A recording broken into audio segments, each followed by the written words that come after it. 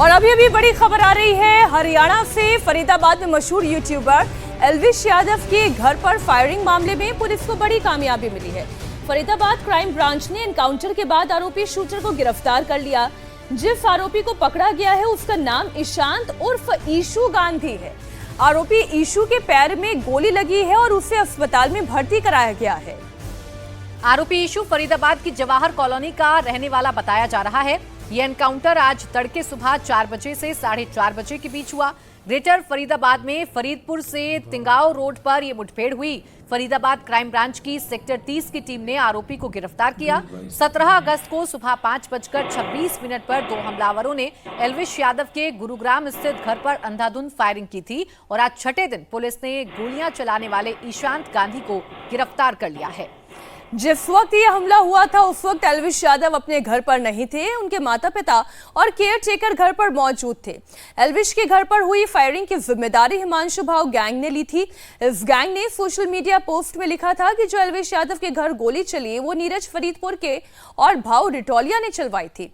इसको हमने अपना परिचय दिया।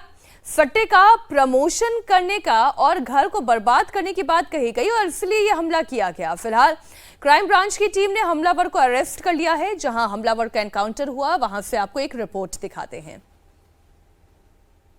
यूट्यूबर एल्विश यादव के घर पे फायरिंग करने वाले मुख्य शूटर को फरीदाबाद क्राइम ब्रांच ने अब एनकाउंटर के बाद गिरफ्तार कर लिया है। दरअसल फरीदाबाद क्राइम ब्रांच के अनुसार जो मुख्य शूटर है उसका नाम ईशांत गांधी उर्फ ईशू है।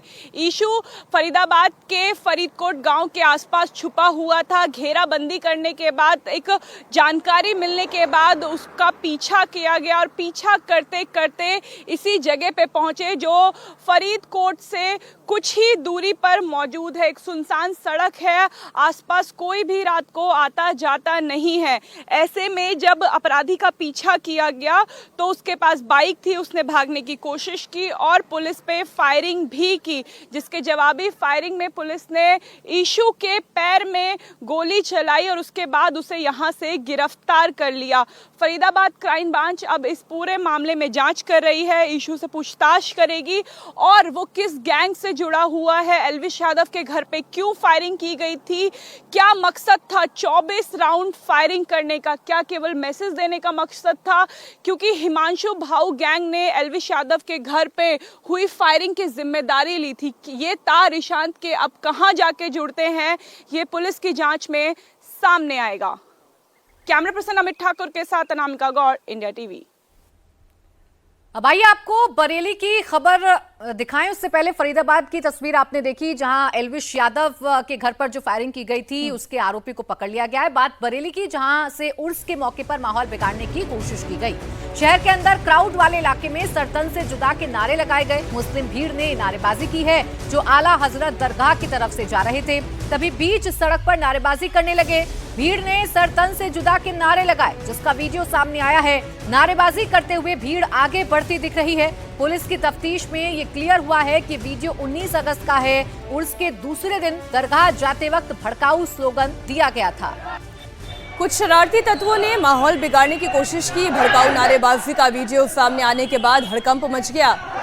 कुतुबखाना चौकी प्रभारी जितेंद्र कुमार ने 15 से 20 अज्ञात लोगों के खिलाफ FIR दर्ज कर ली है। आरोप है कि इन लोगों ने जानबूझकर धार्मिक उन्माद फैलाने के लिए और दोनों समुदायों के बीच तनाव पैदा करने के लिए ये सब किया। पुलिस आरोपियों की तलाश कर रही है। वीडियो फुटेज के आधार पर पहचान कर पकड़ने की तैयारी है।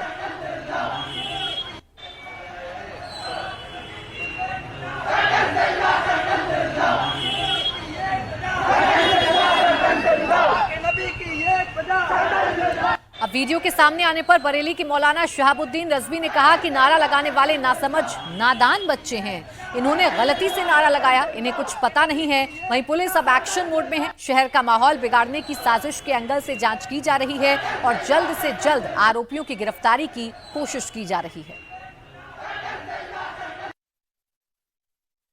से जुदा का नारा लगाया गया।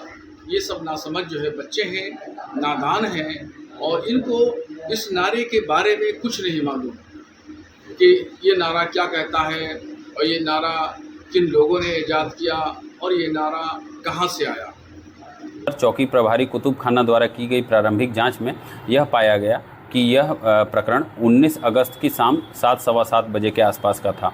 चौकी प्रभारी कुतुब खाना द्वारा उपलब्ध कराई गई तहरीर पर थाना कोतवाली में बीएनएस की सुसंगत धाराओं में 15 से 20 अज्ञात युवकों के खिलाफ मुकदमा पंजीकृत कर लिया गया है। सीसीटीवी तथा अन्य माध्यमों से इन युवकों के पहचान के प्रयास किए जा रहे हैं। शीघ्र ही इनकी पहचान करते हुए इनके विरुद्ध आवश्यक एवं कठोर कार्रवाई करते हुए मुकदमे का विधिक निस्तारण किया जाएगा। और अभी एक बड़ी खबर आ रही है मध्य प्रदेश के शहर इंदौर से, जहां पर एक युवती ने अपने प्रेमी के घर की तीसरी मंजिल से छलांग लगा दी। तारों में उलझने के कारण युवती बाल बाल बच गई। उसके हाथ और पैर में चोटें आई हैं। प्रेमी का परिवार युवती को अस्पताल लेकर भागा। थोड़ी देर रुकने के बाद परिवार वहां से भाग निकला। बताया जा रहा है कि बुधवार रात अपने प्रेमी आवेश के घर वो पहुंची थी और उसके साथ वहां पर कुछ कहासुनी हो गई, जिसके बाद वो प्रेमी के साथ तीसरी मंजिल पर पहुंची और फिर वहां से छलांग लगा दी। युवती का आरोप था कि आवेश ने किसी और से शादी कर ली और उसे धोखा दिया। शकल दिखा, तू शकल दिखा। हाँ, वीडियो बना रहा हूँ मैं, फिर वीडियो बन रही है ना। शकल दिखा पहले, इसको घर दिखा दो ना एक बार। देखे वो यही है, मैंने उसको देख लिया देख बदमाश खिड़की से देखा। अरे मेरी माँ खड़ी है। बदमाश मेरी बेटी अभी गई है। मेरी कौन सा वो नहीं थी।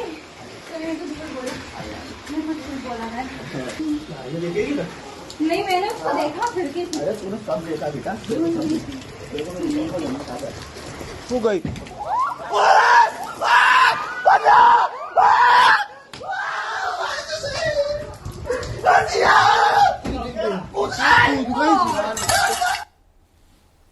आगे बढ़ेंगे, बात करेंगे यूपी की, जहां बदमाशों के हौसले लगातार बुलंद होते जा रहे हैं। प्रतापगढ़ में बदमाश ने कचहरी से घर लौटे अधिवक्ता पर बदमाश ने हमला कर दिया। नकाबपोश बदमाशों ने तमंचा लेकर दौड़ाया। गनीमत ये रही कि गोली अधिवक्ता को नहीं लगी।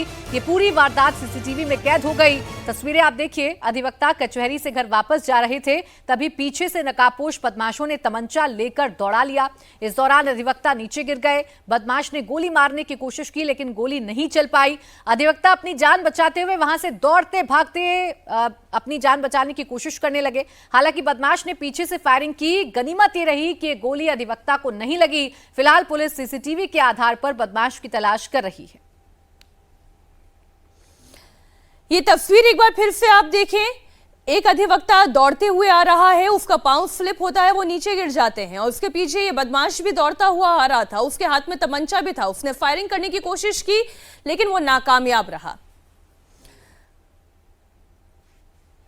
अभी खबर आ रही है मेरठ से, जहां पर कृषक इंटर कॉलेज में छात्रों के बीच जमकर मारपीट हो गई। मामूली विवाद में कई छात्रों ने मिलकर एक छात्र को जमकर पीटा।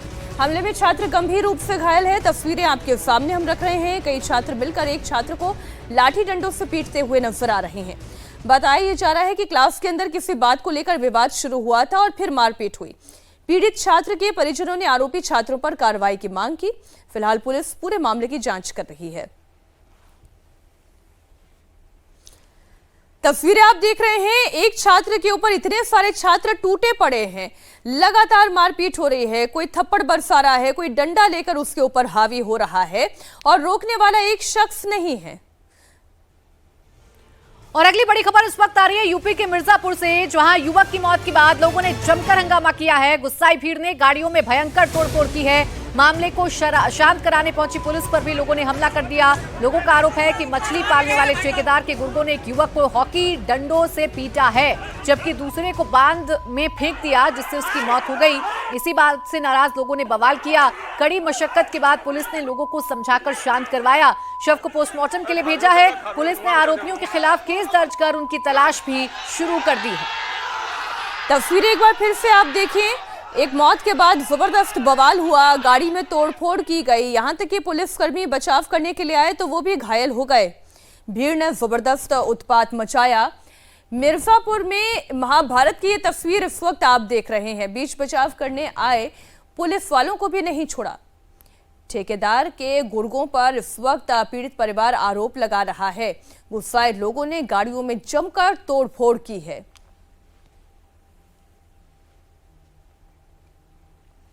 तो तस्वीरें आप देख रहे हैं, यूपी के मिर्जापुर की तस्वीरें हैं। एक मौत के बाद कैसे जो परिजन हैं, मृतक के परिजन हैं, उनका गुस्सा ठेकेदार के गुर्गों पर फूट पड़ा कि पुलिस भी सामने आई समझाने के लिए, तो पुलिस को भी नुकसान का सामना करना पड़ा, पुलिस पर भी लोगों का गुस्सा फूट पड़ा। और अब बात करते हैं उत्तरकाशी की। कैसे एक झील फिर बन गई है वाटर बम, कैसे घर घर मचा हुआ है हड़कंप। कृत्रिम झील बनी वाटर बम, उत्तरकाशी में फिर हड़कंप। मलबे से पानी रुका, पल पल बढ़ रहा खतरा।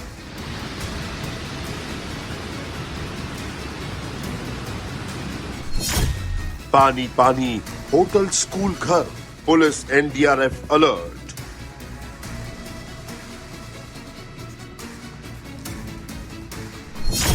डूबी चौकी, फुल पार्किंग, सिचुएशन बहुत अलार्मिंग।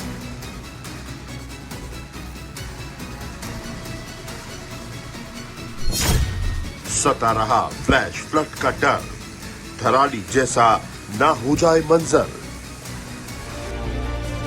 बाढ़ बारिश से देश के ज्यादातर हिस्सों में तबाही मची हुई है। पहाड़ी राज्यों से लेकर मैदानी राज्यों तक आसमानी आफत से हाहाकार मचा हुआ है। जम्मू कश्मीर के पुंछ में जहां लैंडस्लाइड हुआ है, वहीं उत्तराखंड के उत्तरकाशी में अस्थायी झील से तबाही का खतरा मंडराने लगा है। मूसलाधार बारिश से राजस्थान के कई जिले बाढ़ की चपेट में हैं। कानपुर में गंगा नदी का जलस्तर बढ़ने से गांव और घर सब कुछ जलमग्न हो गए हैं। सबसे ज्यादा तबाही गुजरात में मची है, जहां 2 दिनों से हो रही मूसलाधार बारिश से सड़कें दरिया बन गई हैं। लोगों को रेस्क्यू करने के लिए शहर में नाव चल रही है, तो दिल्ली में भी यमुना का जलस्तर लगातार डरा रहा है। पहाड़ से लेकर मैदान तक बारिश से कैसा हाहाकार आया है। ये 6 तस्वीरें आप देख रहे हैं। गुजरात, उत्तराखंड, उत्तर प्रदेश, दिल्ली, जम्मू कश्मीर और राजस्थान का सवाई माधोपुर, जहां पर लगातार हो रही मूसलाधार बारिश की वजह से मुसीबत बढ़ी हुई है। सबसे पहले बात कर लेते हैं उत्तराखंड की। लगातार हो रही मानसूनी बारिश से लोगों की मुसीबतें बढ़ती जा रही हैं। उत्तरकाशी में एक बार फिर कुदरत का कहर है। पहले धराली और अब स्यान चट्टी। यमुनोत्री के प्रमुख पड़ाव स्यान चट्टी में यमुना नदी का प्रवाह रुकने से बड़ी झील बन गई है। कुपड़ा खड्ड में मलबा और बड़े पत्थर आने की वजह से इसका जलस्तर भी बढ़ता चला जा रहा है। इलाके के घर हो चाहे होटल हो, सब जगह पानी दाखिल हो चुका है। इस कारण लोगों में बड़ी दहशत है। हालात की गंभीरता को देखते हुए प्रशासन ने स्यान चट्टी, कुथनौर और खरादी के सभी मकानों और होटल्स को खाली करा दिया है। मतलब ये जो तस्वीर इस वक्त आप देख रहे हैं, केवल घर, होटल हैं या ढाबे हैं, इनमें कोई रह नहीं रहा है, क्योंकि ये सब कुछ खाली करा दिया गया है। 300 लोगों को सुरक्षित स्थान पर भेज दिया गया है। बाजार, स्कूल, मकान, सब जगह पानी भर गया है। पुल भी आधी झील में डूब चुका है।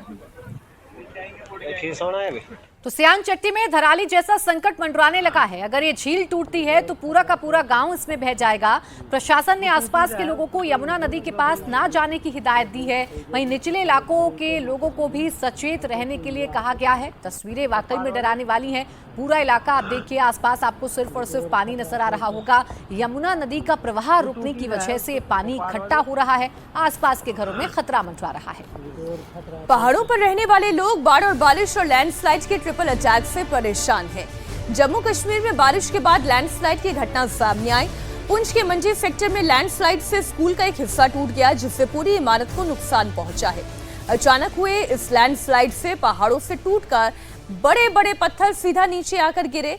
स्कूल की दीवार और खिड़कियां सब ध्वस्त हो गईं। तो आपको बता दें कि लगातार बारिश की वजह से हालात बिगड़ते जा रहे हैं। पुंछ की बात कर रहे हैं हम और ये तस्वीर भी आपको दिखा रहे हैं। मंडी सेक्टर में भूस्खलन की वजह से एक स्कूल की इमारत गिर गई और ये मलबा आप देखिए कैसे स्कूल की इमारत पर ये मलबा गिरा हुआ है और स्कूल की इमारत पूरी तरीके से क्षतिग्रस्त हो गई है। तो पहाड़ी राज्यों का हाल तो आप देख ही रहे हैं, इसके साथ ही साथ मैदानी राज्यों में भी हाल बेहाल है। यहाँ भी बाढ़ बारिश ने कहर मचा रखा है।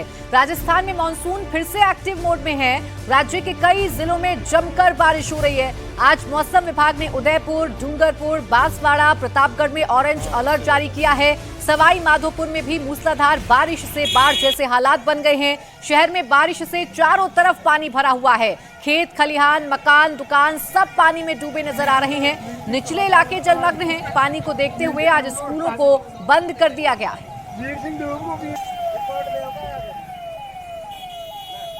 पानी भरा होने की वजह से रणथंभौर टाइगर रिजर्व में सफारी पर रोक लगा दी गई है।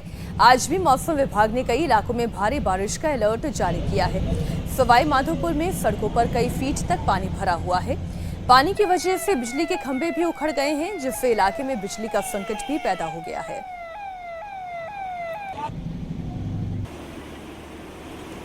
देखिए, सवाई माधोपुर में रेलवे स्टेशन की तस्वीर भी आप देख लीजिए। जहां तक आपकी नजर जाएगी पानी ही पानी नजर आएगा। पूरा जो रेलवे ट्रैक है वो पानी में डूबा हुआ है। स्टेशन के अंदर और बाहर चारों तरफ पानी भरा हुआ है। ऐसे में ट्रेन से यात्रा करने वाले लोगों को काफी दिक्कतों का सामना करना पड़ रहा है और ये सब कुछ लगातार हो रही बारिश की वजह से है। आइए बात गुजरात की भी कर लेते हैं, जहां पर बाढ़ की वजह से लोग बेहाल हैं। राज्य के कई जिले पानी में डूबे हुए हैं। जूनागढ़ से लेकर पोरबंदर तक, अमरेली से लेकर पाटन तक बारिश से चारों ओर तबाही मची हुई है। 2 दिनों से बारिश के बाद आज भी मौसम विभाग ने राज्य के कई जिलों में बारिश का रेड अलर्ट जारी किया है। गुजरात में बाढ़ ने कैसे तबाही मचाई है, 3 तस्वीरें आप देखें।